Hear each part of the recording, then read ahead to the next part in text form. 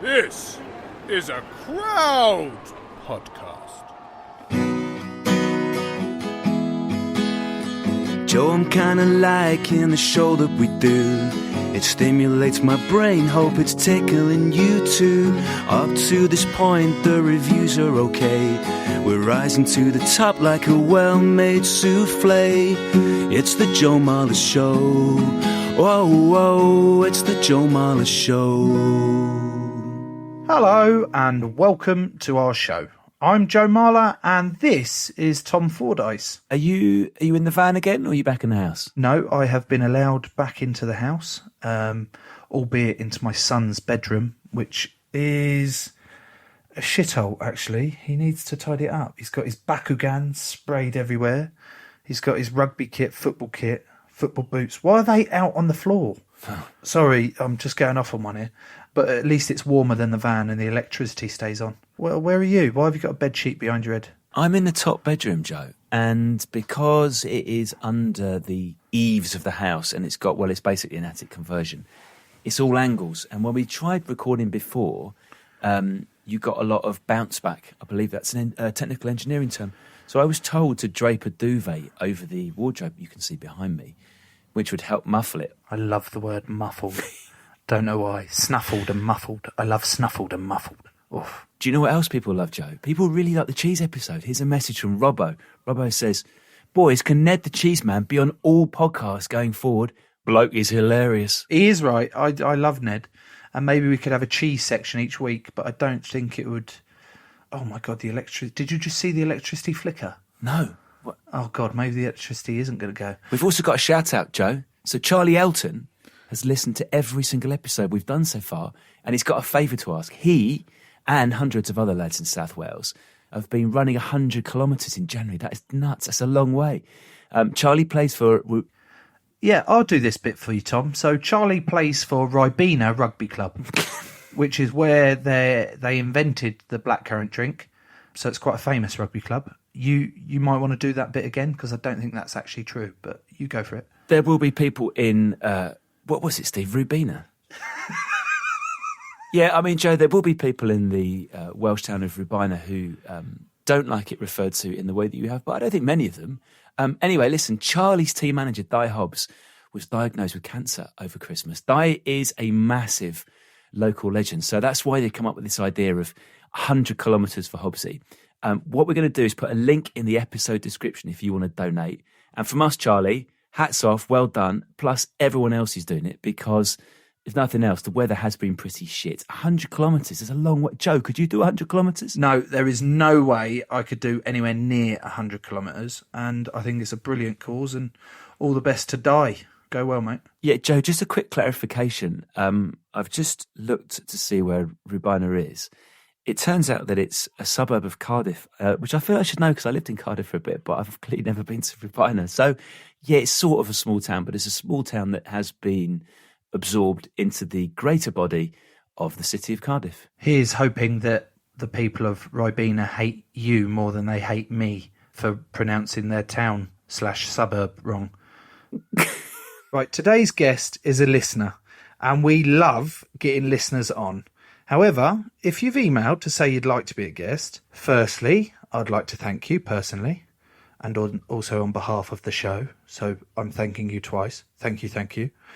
Secondly, Steve is really, really bad at responding to emails, so he's working on that after the several rockets I've given him. And we have had a lot to respond to, believe it or not, so please bear with us. Quite a lot of admin for us today, Joe. Should we get our guest on? Lots of admin, yes, Tom, but we didn't do bugger all of it last episode because we were too busy stuffing our faces with cheese and talking absolute bollocks. But yes, let's get our guest on now, immediately, with haste, without haste, with no waste. Just get him on. Our guest today is blind, and his name is BJ Edwards. BJ, welcome. Thank you very much, Joe and Tom. Can I just start off?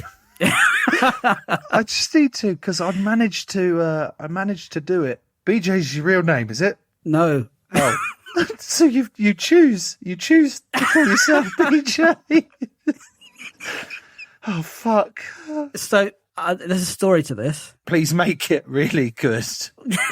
My name is Barry James, okay, with an I and an E. Oh, okay, yep. And from a young age, a teacher called Mrs. Adams chose to call me BJ. And I thought that's cool. You know, I was young. I was very young, very innocent, very innocent. And then I got to boarding school. Oh. And then it became blowjob, bum juice, big jerk, bouncing Johnny. What do you mean, bum juice? Who said bum juice? I didn't think bum juice at all, but that's really good. It's a cracker, isn't it? And I just thought I can either change my name and surrender, or I could be brave and soldier on. So I soldiered on. Embraced it. I embraced it. I've got a lot of time for that. I've got a lot of time for you actually going, no, fuck it, I'm going to embrace it. I'm going to take all the bum juices and all of the blowjob jokes, and actually I'll make them first. And in fact, I'll make them better. I'm glad we've established that. So your name is BJ Edwards and you're blind. Fuck me, mate. You're blind. Talk me through that. Well, I was probably born visually impaired, although it wasn't really found out until I got a ball in my eye, a little rubber. Do you remember back in the day, you can buy these tiny little rubber balls. They bounce really hard and they're high. So I got one of those in the eye and I went to the hospital and lost the sight in one eye. Then they discovered I had glaucoma. This when I was about 8. But for years and years, I had pretty good eyesight. So I went to boarding school, had enough eyesight to do relatively normal things, even played rugby. And in 2012-ish, it started to really go downhill. And in 2014, it disappeared completely. So now I can't see anything at all. Wow. I'm still kind of learning how to be really good at being blind. I'm getting there. It's amazing, Joe, this. Right, BJ, as it's starting to go, do you know it's going to go totally? Yeah. What are the doctors saying? Or are you sort of thinking, well, maybe it's going to come back, maybe it will stabilise? Well, I had an operation to help it stabilise. And I remember a few days after the operation, standing outside, looking up at the sky, and I thought, fuck, I can't even see the sun. And that was quite a profound moment when I realised I couldn't even see the sun. You know, because that's quite bright, isn't it? You know. Yeah, I'd say it's quite a bright object. They're level, so B4 is a decent partial eyesight, down to B1, which is nothing. So throughout my life, I was a B3 and B2, which actually on paper isn't much. It's about 5-10% eyesight. But if you imagine eyesight being a flannel, I used to wring every ounce of juice out of that flannel. So I just made the most of it. And then it disappeared.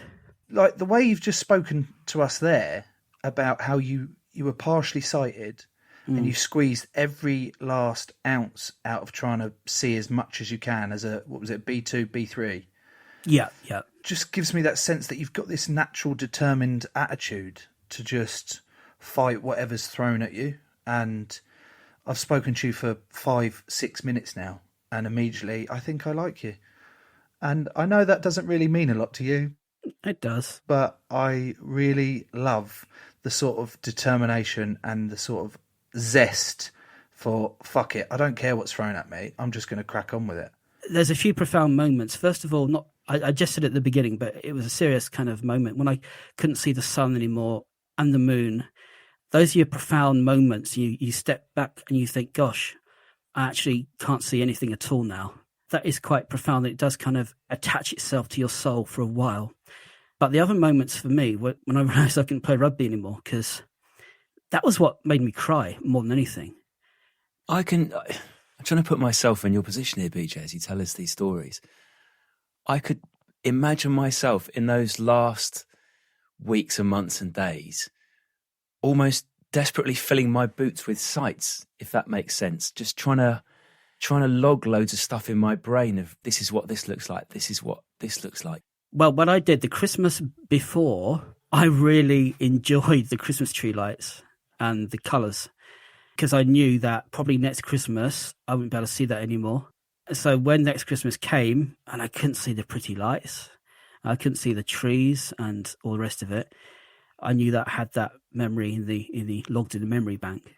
If you imagine a mosaic floor and it's made out of these beautiful tiles, and every memory is a little tile that you put down. And even now, I've only been totally blind for a few years, but I've forgotten things already. And when you kind of do a check and you think to yourself, what did this look like? What did that look like? And when you think, gosh, I can't quite remember that, that's when you think, oh dear, that's interesting. What's that doing for your mental health, mate? Like, I'm just trying to get into the mindset of, you know, how do you stop yourself giving up? To be blunt, my mental health was pretty fucked. Yeah. For a while, because when I lost my eyesight, my wife and I separated at the same time. Yeah. So I found myself living back with my dad for a while until I found somewhere else to live. The irony is the medication I took for my eyesight was really affecting my mental health as well. So I had two things going on. Had the eyesight making me feel bad and the medication making me feel bad. So my mental health did take a real dip. So I really tried to still talk to people on the phone, talk to mates. Luckily now, my low times are much less frequent than they used to be. But exercise and communication, just talking to people and finding that level of emotional honesty where you can just say, mate, I'm feeling a bit crappy today. Let's just talk about Netflix. You know, anything. You're a fucking hero. You're a fucking legend. I absolutely, 8 minutes ago, I really liked you. And now I fucking love you. I think you're absolutely brilliant. And thank you. I really, really appreciate you sharing that part of you. Because I guess it can be quite lonely at times. Yeah. I mean, sighted people understand to some degree, and they understand as much as they can. You know, luckily I hooked into some friends of mine who are blind, which is a blessing and a curse, because people who are blind since birth, they're very blasé, you know, like, fucking so what? You know, because it's a big deal. Yeah, they'll never be able to see. Oh, what? You can't see anymore? Fucking, I'll top that. I haven't seen ever. Is that the sort? Yeah. But people I'd known who have lost their eyesight, yeah, people I went to school with who could see more than me, and now they can't see anything, really went downhill. I'm lucky because it would have been far worse if I've known people to be fully sighted and they wake up the next day and they can't see anything. What? They've had issues with their brain or whatever, and they go to bed fully sighted, they wake up and they can't see. That is hard. What is it that you miss the most, or what did you miss the most initially? Being confident just to walk around without needing a guide dog or a cane or extra help, just being able to get out and walk in the countryside without planning it to death. Because when you're blind, you've got to plan everything. You know, you've got to be a planner and a problem solver. So I missed being able to just go for a walk without worrying about everything else. You had a chat with our producer, Steve, before we did this pod today. I bet that bored the fucking life out of you. So apologies for that, DJ. And you said to Steve that you've been following the Autumn Nations Cup. Yeah. Last autumn. And you said to Steve that you thought Joe played well against France. Yeah. So I think Joe was as surprised to hear that as anyone else. Well, my actual response, Tom, was, are you having a dig at me? Are you saying that I played that badly that a blind man says that you played really well? Like, it was quite confusing. I was like, what? Hang on, I can't get my head around whether he says I played well or not. How have you watched the Autumn Nations Cup? For me, the dream was when the pandemic hit. Because no crowd, and when Amazon Prime got the rugby, you could turn down the absolutely frigging pointless artificial crowd noise. Wow. Which meant I could hear the calls, I could hear the set pieces, I could hear the referee, and of course you've got commentary on top of that. It's a delight to watch rugby now because you can hear them play the game, and if you've played the game a bit and you know a bit about it, it's really good to follow because you can hear what's going on. You can hear Joe chuntering in the scrum. You can hear the chuntering. Well, yeah. when a scrum goes well, it's very vocal. And it's much more of a enjoyable experience. I love it. You've got to be one of the only people that has gone, I actually prefer it with no crowds. I know. Your partner's blind as well, is she? She is, yeah. And was that from birth or the same as yourself? You lost it? Yeah, pretty much since birth. Yeah. When I told her I was going on this podcast, she got really excited. And then she realised that Joe Marler wasn't Joe Rogan. And she thought, oh, I don't know who he is. forget it. Bitch. What a bitch. So I've had sighted partners before, and to be honest, if you've got a sighted partner who's got a car, it's luxury. That's a ledge. It is. It is, yeah. But they don't understand the 101 tiny little frustrations that make up a day. Whereas if you're with somebody blind, they kind of get that and make allowances for that. So day to day in the house, it's absolutely fine. It gets a tiny bit more challenging when you think about going away somewhere or getting out, especially if you're trying to learn a new environment like a hotel or new village or new town. That's when you need to really understand the routes and really get your brain moving and use your imagination. I mean, walking around the park is fine with a cane, although you do get branches that are at head height. So Yeah. I have been speared a few times in the face, which isn't pleasant. So, I mean, this time of year it's hard because you've got no leaves to warn you. You know, in the summer you get a tickle to warn you. Oh, yeah. But now you don't get any of that, mate. You just get bosh straight in the face. That would really wind me up. Yeah. Oh, no, it's straight spike. Oh, for fuck's sake. Yeah. Straight spike. Fuck off. Technology is really good nowadays, so we really rely on it a lot. You've got to be good at tech when you can't see, so we use technology a lot to help us with things. I mean, I made a rookie mistake a few years ago now. I was making burgers and I thought, oh, these would be good. And I sort them out, made nice burgers, came out the oven, they're foaming. And I thought, what the fuck? So I took a bite of this burger and it tasted of mint. I put toothpaste in instead of tomato puree. Because the tubes look the same, you know. The Colgate looked like tomato puree. So now I only get cancer tomato puree. BJ.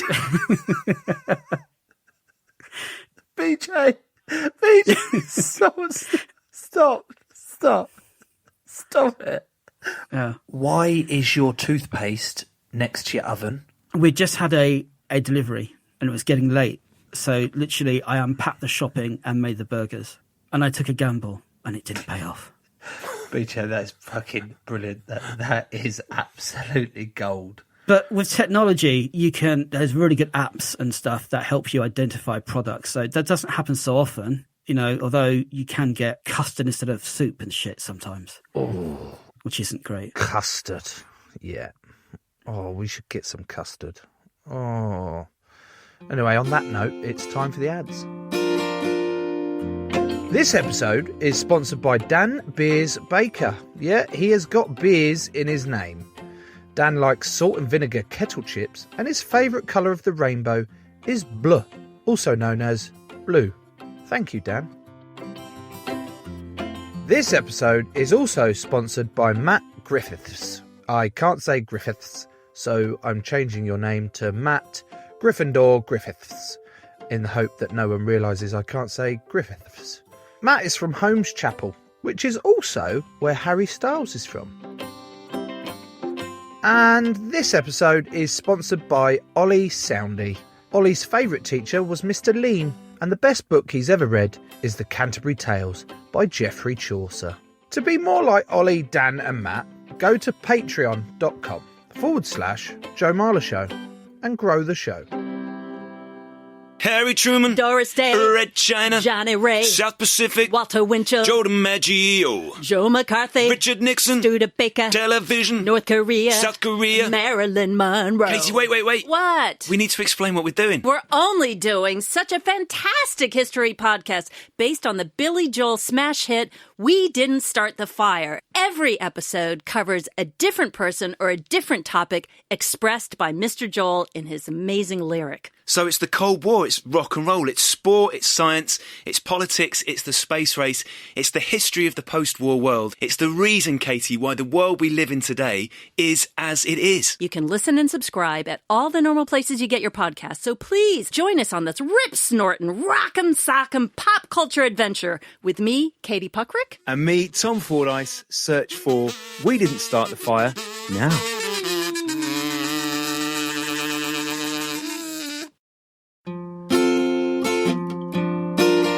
Lovely. They were the ads. It's obvious that we're going through a pandemic, Yeah. but please tell me, how the fuck do you maintain social distancing? The pandemic has been tricky. when you go to a shop, you can't see the markings on the floor. And if you need assistance, when you can't see, people don't really want to come near you. And if you try to walk around the shop by yourself, you can't social distance. Even when you're walking along the street, you can't social distance because a guide dog doesn't understand the notion of social distance, especially a Labrador, because they're always really friendly. So initially it was difficult because we found it hard to get food. Everyone was using delivery services, even if they've not done it before. We couldn't get delivery slots. Our local shop was really understocked and going to it was difficult. So getting food was actually really hard for the first month or so. We can't just trawl the shelves ourselves without getting someone sighted to help us. So that was actually quite a challenge. I mean, when you hear this thing about an hour exercise a day, we can't just go out for a jog for an hour. We can go out for a walk, of course you can, but even then it is difficult social distance. So what I find interesting about the whole thing is I know of a lot of blind people who, for whatever reason, live quite isolated lives. They don't go out very much. And when this pandemic hit, sighted people realized what it was like to be isolated and to be alone. So blind people in the pandemic probably cope the best because they're used to using technology to keep in touch with people. They're used to doing shopping online. It sounds sad, but a lot of them are used to being by themselves. That is their life. That's a downer, isn't it? Sorry. Yeah, it is a downer actually, but it's not, because you're just talking about the reality of the situation and how it's important that you voice how tough it has been for the blind community. Can I ask you about some common misconceptions or ideas that sighted people have, BJ, about blind people? Yeah, of course. So the piano tuner who used to come around to my mum and dad's house when I was a kid, we had an old stand-up piano. The piano tuner was a blind piano tuner. Is it true that if you lose your sight, in some ways your other senses compensate, or that you use them to compensate? Do you mean a piano that is shaped like a tuna fish, or what exactly are you saying here, Tom? Why would it be shaped like a tuna fish? Well, you just said you used to have a piano tuner come round, and I need clarification on what word you're using. Yeah, he was an amazing piano-playing fish in the deep oceans. Okay. BJ, you go ahead with the serious answer, please. Okay. So, he's picturing a tuna shaped like a piano, or a piano shaped like a tuna. Yeah. So there's a study done by a blind footballer, and through brain scans, they found that the processing power the brain gives the eyes gives over to the ears. So although our ears are anatomically the same as anyone's, unless you're a tuna, then, our ears are the same. We have our actual physical biology doesn't change, but like everything else, if you use it a lot, that processing power improves and you just get better at using it. So my hearing is a bit better than average, I'd say, but just because I'm used to using it a lot, I'm just better at using it than some sighted people. I know a guy who can walk down the road and tell me if there's a car or a lamppost just by the sound around him, just by the echolocation in the air. There's other blind people, and I don't do this because it's a bit weird. They click as they're walking, and the echo they get from that click, they can really identify obstacles. That's amazing. That is incredible. Mind-blowing. That's like what's that whale? There's a whale. He's got like a real, there are female versions of this whale as well, but they've got a really bald head. It was on Finding Dory the other day.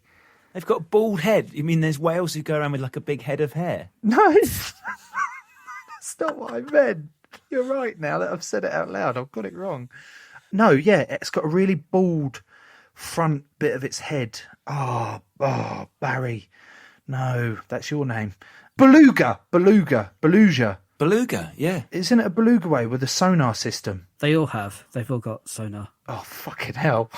All the cetaceans use echolocation. We've had a marine biologist on this show. I should know that. You should. Right, BJ, you have to talk to me.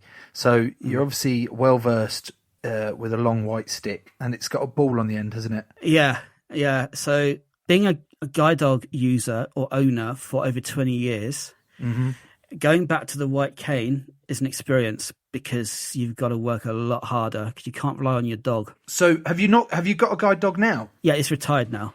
It's selfish. He's 10. He retired last week. Why is he retired, lazy bastard? I know.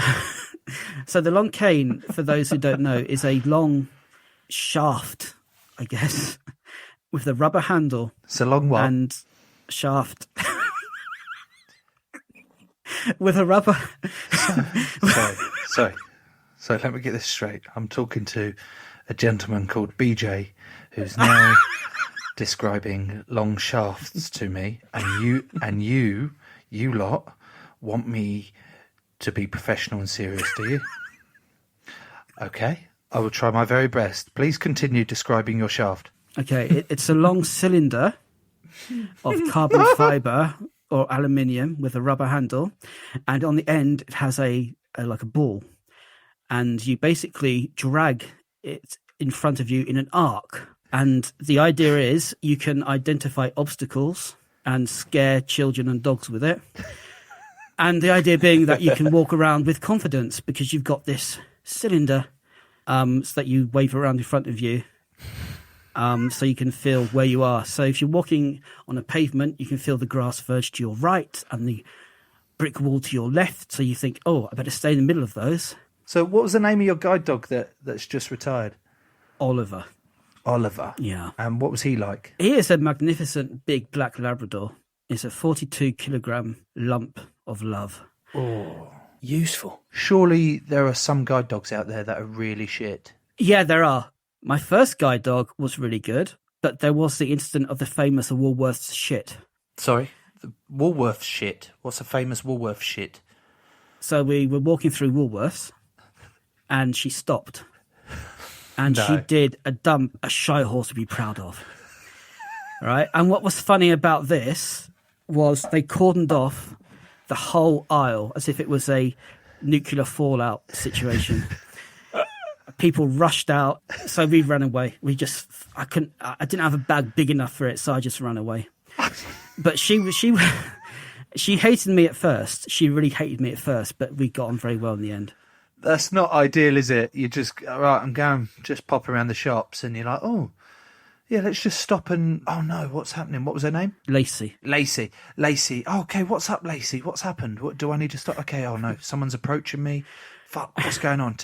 You think the worst, and the next thing you just get this massive waft of shit, and you're like, Lacey, I think we should leave really, really quickly now. I'm actually going to lead you now, not the other way round. Let's fucking get out of Woolworths immediately. My last dog chased squirrels. Oh no. Chase squirrels? It's not in the job description. It's not. So whenever he saw a squirrel, he would really try to get to it.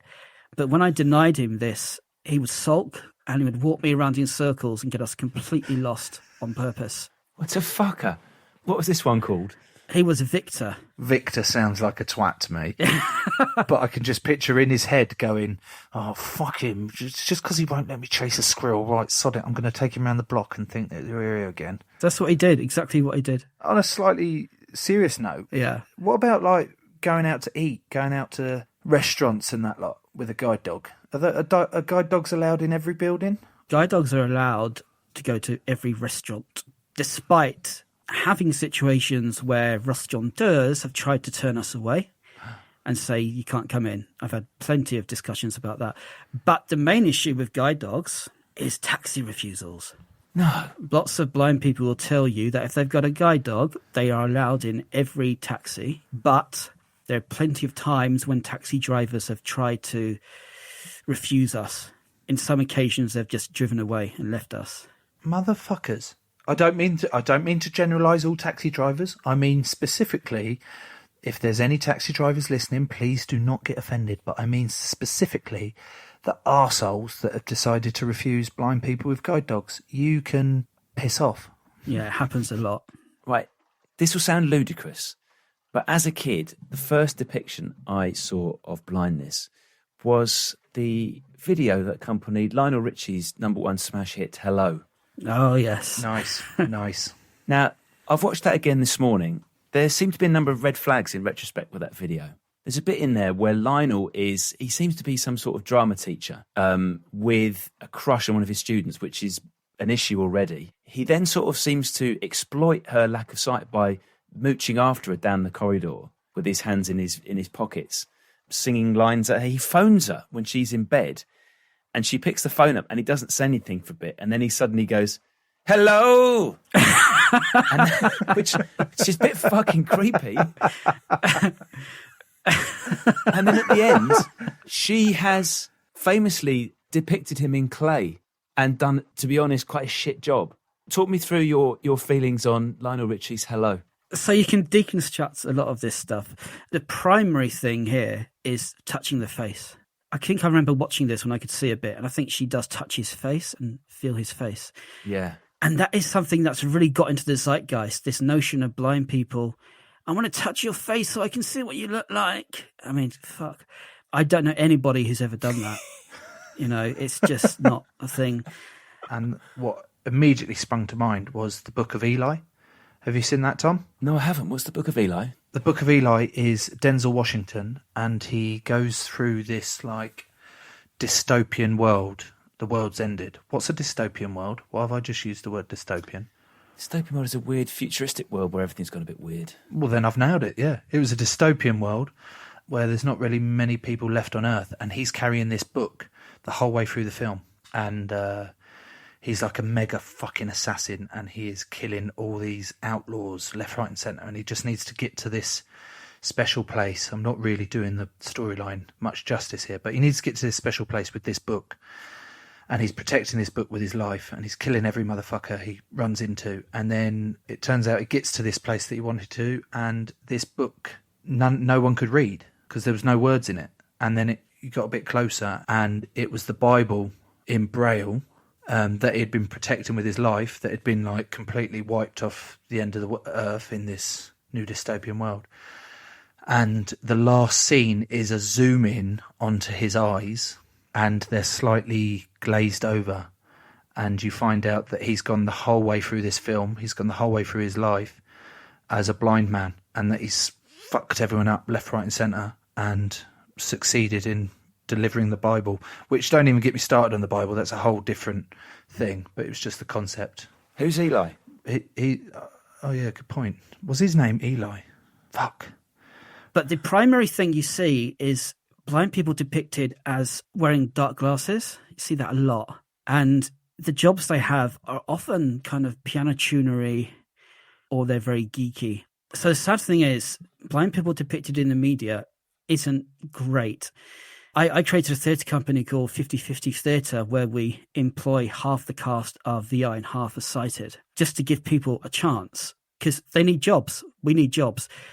There's a statistic put out a while ago that you're much more likely to get a job with a criminal record than if you're blind. And the percentage of blind people who are unemployed is huge. You're much more likely to get a job if you've got a criminal record, Yeah. than you are if you're blind. Fuck. What? Discrimination is massive. I've suffered it myself. Before I started to write full time, I was an English teacher. And one of the jobs I went for, I had an interview, and they said, so they call me Mr. Edwards, not BJ, you'd be happy to know. And they said, look, That's what they called you to your face. Wait for the playground. How boring was Bum Juice's lesson there? we're not going to offer you the job. I said, okay, why not? Because we don't think you'll manage the stairs. Oh, fuck me. I'm like, have you seen my CV? Rugby, judo, I'm very active. So, yeah, there's a lot of discrimination out there in the workplace. A lot of disabled people, and I talk about blind people specifically, don't have jobs. And that really needs to change, because there's a lot of blind people I know who are very able, very talented, very intelligent, and they can't get work. So they're trapped in the benefit trap, and that is really unfair. So things need to change. Employers need to be aware of what blind people can do, and not be shackled by their own misconceptions and fear. What are the things that people have said to you or said to blind people that they instantly regret?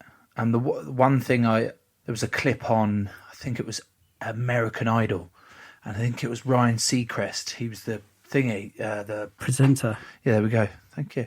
So it was Ryan Seacrest. He was the presenter, and there's been a blind musician go on and sing. I think he played piano, and he's gone on and he's got 4 yeses, and he's come out, and there's this famous clip of Ryan Seacrest going to high five him, and then going, "Oh fuck!" And you can see it in his face. He immediately he'd forgotten. He was like, "Oh shit!" Now I've got to quickly, subtly put my hand down and realise that I've missed a high five. Have any of those sort of moments happened to you, or blind people that you know? I think it seems to be that a lot of sighted people think it's okay to grab you when you can't see, especially if you're a woman. I know blind women who get pulled around and touched and grabbed a lot, and people think they're helping them. And when they get told, mate, don't do that, then they realise, shit, I shouldn't have done that. But it's really interesting because I'm quite a big bloke. I'm not as big as you, Joe. I'm 17 stone and shorter than you. And most of it's muscle, right? So if I wasn't blind, there's no way a bloke would just kind of grab me around the waist and maneuver me to different places, or put an arm around my shoulders and say, help you across the road. So it's really interesting that when you're blind, you're disarmed. When you're a blind woman, you're somehow defeminized. And when you're a blind bloke, you're somehow demasculinized. It becomes okay for them to just touch you. I mean, it happens to me fairly regularly. When you get someone who says, "Do you want a hand?" I say, "Yeah, please. I'll grab an arm." And they got to hold your hand. You get grown man trying to hold your hand. And when you say, "Mate, I don't want you to hold my hand. I'll grab your arm," they're like, "Oh shit, sorry." But this wouldn't happen if I was sighted.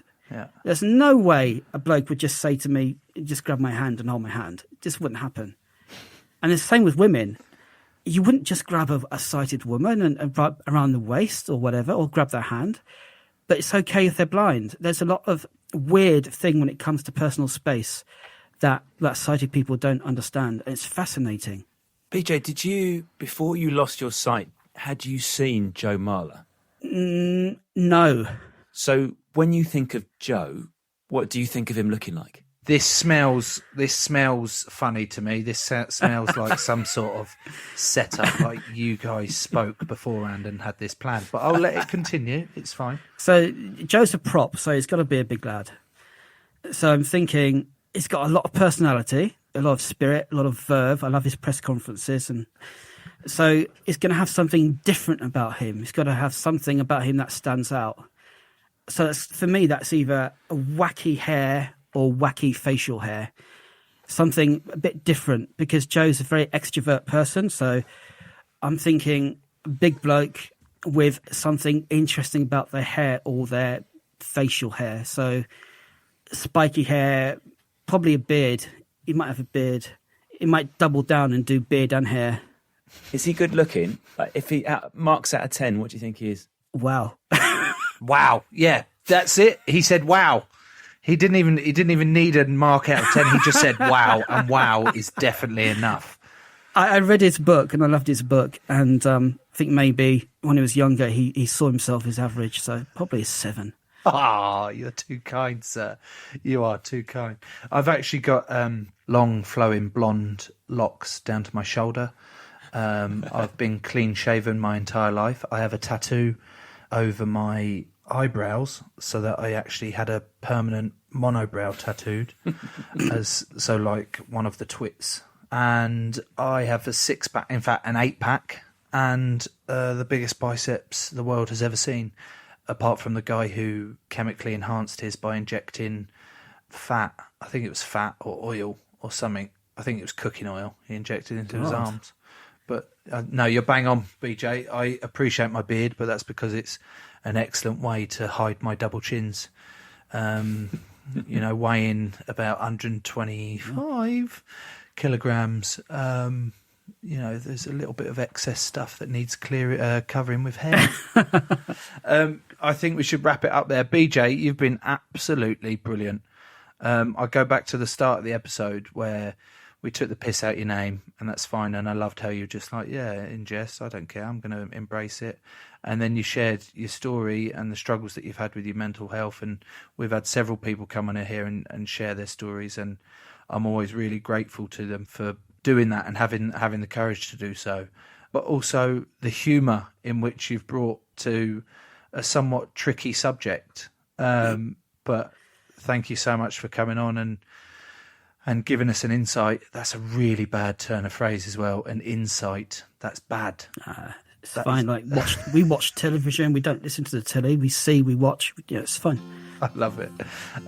But for giving us an insight into the difficulties and also the opportunities that being blind present you. Thank you so much, mate. Pleasure. Cheers, guys. Joe, I don't mean this in a way which in any way blows smoke up our respective arses, not least because that'd be a very weird experience. Who would actually want smoke blown up their arses? I don't know. Some might be a peccadillo for some people. Why is it considered a good thing to have smoke? I don't understand that. I don't understand it.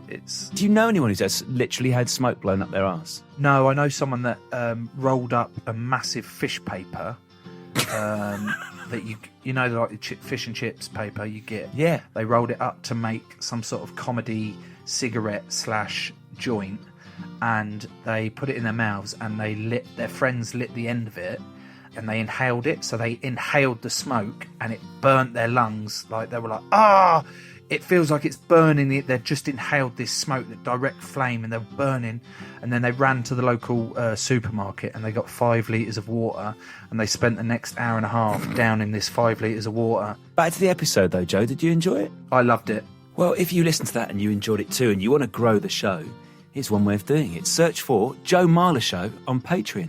Sign yourself up over there for loads of different levels of extra content. If you want another podcast to listen to, well, Sir Paul Smith is a guest on the Geraint Thomas Cycling Club this week. That's worth a listen. Just search for Geraint Thomas Cycling Club in your podcast app. I would like to know who's on our show next week, please, Tom. Joe, on our show next week is a weatherman. A weatherman? A man of weather. A man that's weathered. Whether the man is a weatherman or not, we'll find out when the weatherman comes on. Does he look as weathered as you do? Not even close. Crowd Network, a place where you belong.